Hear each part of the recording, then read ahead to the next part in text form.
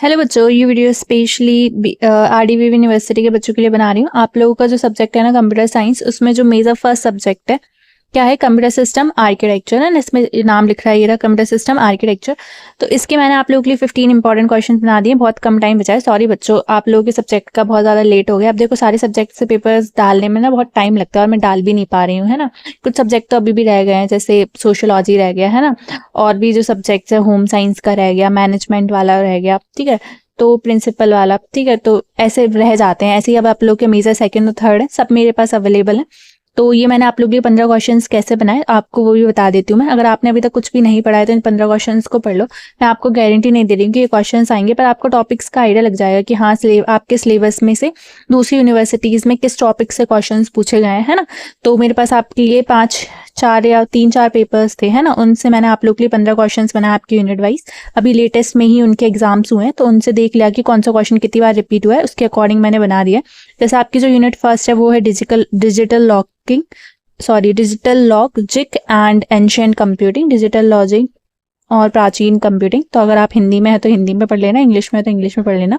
दोनों लैंग्वेज में questions available है। जैसे पहला क्वेश्चन है, discuss the Pingala's binary system and its significance in computational logic, है ना। पिंगल की बाइनरी प्रणाली, बाइनरी सिस्टम और कंप्यूटेशनल लॉजिक में इसका महत्व का वर्णन कीजिए। क्वेश्चन कितनी बार रिपीट हुआ है? 3 बार ये क्वेश्चन रिपीट हुआ है ना। तो ऐसे आप रिपीटेड क्वेश्चंस पढ़ लो तो क्या पता आपके एग्जाम में भी ऐसे ही रिपीटेड क्वेश्चंस आ जाए। तो मैं आप लोग को दिखा देती हूँ। सेकंड जो क्वेश्चन है ये 3 बार रिपीट हुआ था। Second question, explain the error detection code with suitable example. त्रुटि पहचान कोड्स, एरर डिटेक्शन कोड्स को अच्छे उदाहरण सहित समझाइए। ये 2 पेपर्स में रिपीट हुआ था, 2 यूनिवर्सिटीज के। तो मतलब देख लो ये किस टॉपिक से है। आपके पास सिलेबस होगा, नहीं है सिलेबस तो मैं भेज दूंगी आप लोगों को।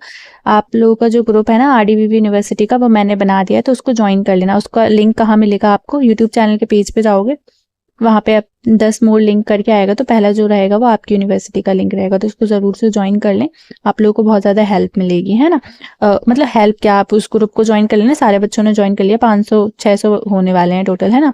तो उसको ज्वाइन कर लेना। और जिस भी बच्चे को इसका पीडीएफ चाहिए मुझसे, इंपॉर्टेंट क्वेश्चन वाला, ये टॉप 15 वाला, तो वो वहाँ से ले सकता है, पेड रहेगा वो। और अगर बच्चा नहीं ले पाएगा, वैसे तो मिनिमम प्राइस ही रहेगी, पर बच्चा नहीं खरीद पाएगा तो एक काम करना ना, 1-2 बच्चे मिलके खरीद लेना, आपके दोस्त से बोल देना मिलके खरीद लेना, तो बांट लेना, शेयर कर लेना एक दूसरे से, तो वहां से ले लेना, ठीक है। और ये मैंने पेपर्स और किसी को नहीं दिए हैं, इंपॉर्टेंट क्वेश्चंस बस उन्हीं बच्चों को दिए। तो कोई और आपको ये पेपर्स बेचने का या क्वेश्चंस को दिखा कर दे तो ट्रस्ट मत करना किसी पे, है ना। आपके पैसे डूब सकते हैं, उसमें मेरा कोई वो नहीं रहेगा, फिर नाम नहीं रहेगा।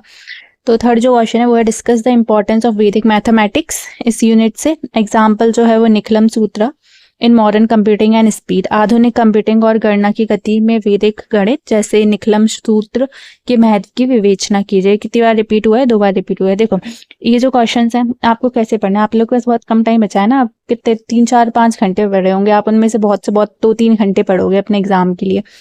तो आप इन क्वेश्चंस को क्या करना है, इन क्वेश्चन को गूगल पर डालना, ठीक है। और इनके आंसर्स देखना, उनसे बोलना कि उससे बोलना कि इजी से इजी लैंग्वेज में दे दो, जितने में मैं इनको याद कर पाऊँ, पढ़ पाऊँ, क्योंकि कल मेरा एग्जाम है। तो आप उससे बोल के ऐसे करके इजी लैंग्वेज में इनके आंसर्स पढ़ के चले जाना। अगर अब इस टॉपिक से कोई भी क्वेश्चन आपके उसमें पूछा जाएगा तो आप कर देना। अब देखो सेम टू सेम तो क्वेश्चन नहीं बोलेंगे, आपके पैसा अलग है, आप थोड़ी ना माइंड रीड कर लेंगे कि हाँ ये क्वेश्चन तो ऐसा कैसा क्वेश्चन डाल दूं मैं। तो वो अपने अकॉर्डिंग क्वेश्चन बनाएंगे, पर आपको टॉपिक ही इन्हीं टाइप से मिलेंगे। तो आप ये क्वेश्चंस पढ़ के जाओगे तो उस टॉपिक को पूरा कवर करके जाना, ठीक है। तो आप क्वेश्चंस कर पाओ, तो ऐसे आप लोग के में क्वेश्चन रिपीट होंगे। डायरेक्टली ऐसा का ऐसा ही क्वेश्चन नहीं मिलेगा आप लोगों को। आप लोग सोचते हो कि ऐसा कॉपी पेस्ट आ जाए, तो कॉपी पेस्ट नहीं आ सकता, है ना। एग्जैक्ट तो नहीं आएंगे, पर आप लोगों को जैसे मैप सिंप्लीफिकेशन, ये आपको टर्म पता होगी तो आप लिख पाओगे, है ना। ये कैसे करते हैं ये सारी चीजें बताऊंगी। तो जैसे फोर्थ क्वेश्चन है, what is map simplification, explain the process of simplifying a Boolean expression using Karnaugh's map K maps, है ना। मानचित्र सरलीकरण क्या है, कनाग मैप के मैप्स का उपयोग करके ब्यूलियन व्यंजन को सरल बनाने की विधि समझाइए। क्वेश्चन कितनी बार रिपीट हुआ है आपका? 2 बार ये क्वेश्चन रिपीट हुआ है। नेक्स्ट जो आपकी यूनिट है वो क्या है, combinational and sequential circuit. Combinational और सिक्वेंशियल सर्किट क्या है, उसका 5th क्वेश्चन क्या है, ये आपकी जो है वो सेकंड यूनिट है। उससे जो क्वेश्चन है वो explain the difference between combinational and sequential circuit with an example of each. अब देखो आप लोग आरडीवीवी यूनिवर्सिटी से हो तो आप अपने पीवाईक्यू ढूंढोगे, तो पीवाईक्यू तो अवेलेबल नहीं है क्योंकि इस बार आपका पैटर्न चेंज है। पहले 2 पेपर्स होते थे मेजर के, इस बार 3 है। पहले 1 पेपर होता था माइनर का, इस बार 2 पेपर होंगे माइनर के। तो आप लोग के अलग सिलेबस है ना, तो मेरे पास सारे सब्जेक्ट्स के सैम्पल पेपर्स अवेलेबल हैं। अभी जो यूनिवर्सिटीज़ में एग्जाम हुए थे तो मैंने कलेक्ट कर लिए थे वो पेपर्स आप लोग बच्चों के लिए की, तो मैंने आप लोग के लिए और भी आसान कर दिया। मैंने आप लोग के लिए टॉप 15 क्वेश्चन सेलेक्ट कर लिए। आप लोग मेरे से पेपर लेते हैं ना, फिर उनके 15 क्वेश्चन बना दे, तो मैंने आप लोग का वो काम आसान कर दिया। मैंने खुद ने मेहनत कर दी, मेरा टाइम लगा है, तो इस टाइम और ये पेपर्स को कलेक्ट करने की सबकी वैल्यू है, तो पेड रहेंगे, इसलिए मैं आपको पूरा नहीं दिखाऊंगी। पर फिर भी आप लोगों को मैं वीडियो डाल रही हूँ, बता रही हूँ कुछ, तो मैं आपको कुछ क्वेश्चंस तो इतने दिखा दूंगी जितने आप लोगों को पता चल जाए कि हाँ कि मैं इतना तो पढ़ ही लूँ, एटलीस्ट बहुत कम टाइम बचा है तो ये क्वेश्चन तो पढ़ ही लेना। कॉम्बिनेशनल और क्या है सिक्वेंशियल सर्किट के बीच अंतर स्पष्ट कीजिए और प्रत्येक का उदाहरण दीजिए। 2 बार टाइम रिपीट। अगर ये क्वेश्चंस नहीं भी आते तो अभी तो पॉसिबिलिटीज है ना कि आ भी सकते हैं, नहीं भी आ सकते हैं। और अगर आप लोगी नहीं पढ़ोगी नहीं तो फिर तो कोई भी पॉसिबिलिटी नहीं रहेगी, 0 रहेगा। तो 0 से तो बेटर है ना कि 50% रहे चांसेस, तो आप इतना तो ले ही सकते हो रिस्क। तो ये जो है वो 2 क्वेश्चंस हैं, मतलब 2 बार रिपीट हुआ था। फिर 6th क्वेश्चन है what is multiplex, explain its advantages and working with suitable diagram. Multiplexer क्या है, इसके लाभ और कार्य प्रणाली को उचित चित्र सहित समझाइए। कितनी बार रिपीट हुआ था, 3 बार रिपीट हुआ था। मोस्ट इंपॉर्टेंट भी टिक लगा दिया मैंने, तो ये क्वेश्चन को देख लेना ठीक है अच्छे से। नेक्स्ट जो क्वेश्चन है वो है 7 क्वेश्चन है। मैं आप लोगों को सिर्फ 10 क्वेश्चन दिखाऊंगी, बाकी के 15 क्वेश्चन देखने के लिए आपको पीडीएफ खरीदना पड़ेगा। जो बच्चे अफोर्ड कर सकते हैं वो खरीद लेना, जो ना कर सके वो मत खरीदना, है ना। Define flip flop, describe it's concept and importance digital electronics. Flip flop को परिभाषित कीजिए, डिजिटल इलेक्ट्रॉनिक्स में इसकी अवधारणा और महत्व का वर्णन कीजिए। ये क्वेश्चन कितनी बार रिपीट हुआ था, 3 बार रिपीट हुआ था, है ना। और मैं कोई दावा नहीं करती हूँ कि ये क्वेश्चंस आएंगे कि नहीं, मैं तो बस जो पेपर्स थे मेरे पास आप लोगों के सब्जेक्ट के, तो मैंने सोचा कि मैं दिखा देती हूँ। अब पेपर्स दिखाऊंगी, इससे अच्छा कम टाइम बचा है तो मैं आप लोगों को क्वेश्चंस ही बना के दिखा देती हूँ। मैंने आप लोगों के लिए क्वेश्चंस बना दिए, ठीक है। उन्हीं क्वेश्चंस को ले लिया जो रिपीट हुए थे बार बार। बहुत मेहनत लगती है इनमें, ठीक है, तो कदर करना, पढ़ लेना आप लोग। Explain the design and working of registers and counter with a suitable example. Registers और काउंटर्स की डिजाइन और कार्य प्रणाली को उचित उदाहरण सहित समझाइए। ये क्वेश्चन कितनी बार रिपीट हुआ था, 3 बार रिपीट होता है। ऐसे ही मैंने आप लोगों के मेजर, सेकंड, थर्ड और माइनर के भी बना दिए, तो इंटरेस्टेड स्टूडेंट ले सकते हैं मेरे से। जो आपकी यूनिट 3 है वो instruction set architecture and CPU, ठीक है, निर्देश सेट आर्किटेक्चर और सीपीयू। इसमें जो 9 क्वेश्चन है वो क्या है, explain the concept of RISC and CISC architectures and analyse their advantages and disadvantages. Last time पे आपको यही चाहिए होता है ना कि टॉप 15 इंपॉर्टेंट क्वेश्चन दे दें और जो हम पढ़ के चले जाएं, तो लो मैंने आप लोगों को दे दिए टॉप 15 क्वेश्चन, पढ़ लो। RISC और CISC आर्किटेक्चर की अवधारणा को समझाइए तथा इनके लाभ एवं हानियों का विश्लेषण कीजिए।